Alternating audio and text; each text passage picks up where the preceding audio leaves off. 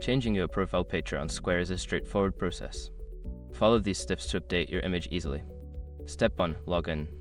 Access your Square account by visiting the Square website or opening the Square app. Enter your login credentials to sign in. Step 2. Navigate to Account Settings. Once logged in, locate the account settings. This is usually found in a menu, often represented by your profile icon or settings gear.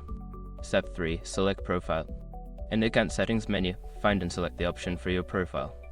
This section typically contains your personal information and profile picture. Step 4. Upload new picture. Look for an option to change or upload your profile picture. Click on this option and you will be prompted to choose a new image from your device. Step 5. Save changes. After selecting your new profile picture, make sure to save the changes. Look for a Save button or confirmation prompt to ensure your new image is updated. Now you have successfully changed your profile picture on Square. Enjoy your refreshed look.